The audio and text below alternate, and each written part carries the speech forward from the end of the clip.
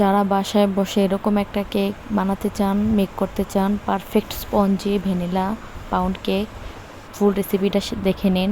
এখানে আমি 1 কাপ পরিমাণ ময়দা দিয়ে দিলাম, তার পরিমাণে 1 চা চামচ বেকিং পাউডার,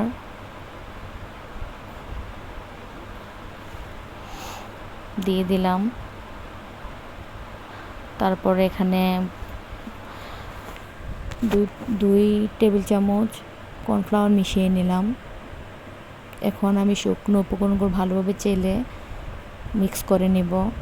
একটু হাত দিয়ে নেড়ে মিক্স করে নিলাম, আলাদা করে রাখলাম। এখন 3টা ডিম ভেঙে নিব, বিট করে 5 মিনিটের মধ্যে বিট করে, তারপরে যখন এরকম কালারটা চেঞ্জ হয়ে আসবে, চিনিটা বারে বারে 3 বারে 4 বারে মিশিয়ে নেব। একসাথে মিশালে চিনিটা গলবে না।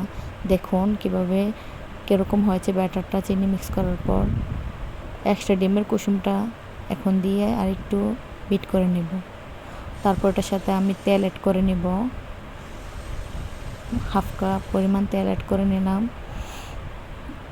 এখন আমি শুকনো উপকরণগুলো আস্তে আস্তে দিয়ে দিব। আমি একবারে মিশাবো না, এতে করে দানা দানা থেকে যাবে। 2 বারে বা 3 বারে অ্যাড করে নিব। একটা পারফেক্ট ব্যাটার তৈরি হবে। মিক্স করতে করতে এক পর্যায়ে ব্যাটারটা তৈরি হয়ে গেল। এখন আমি ব্যাটারটা মোল্ডে ঢেলে দিব। এখানে 1 পাউন্ডের মোল্ডটা ছিল।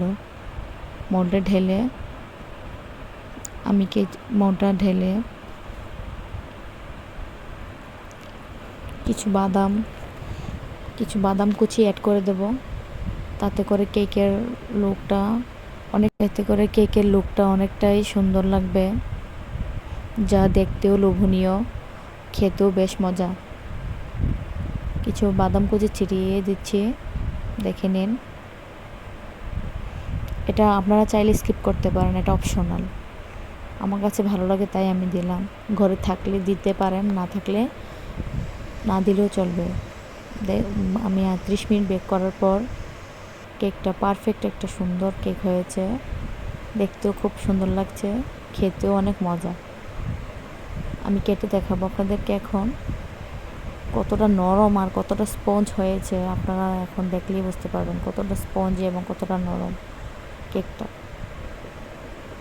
আপনারা চাইলে এই রেসিপিটা ফলো করে বাসায় একটা পারফেক্ট সুন্দর স্পঞ্জ কেকের রেসিপি বানাতে পারেন। ধন্যবাদ সবাইকে ভিডিওটা দেখার জন্য। সবাই সাবস্ক্রাইব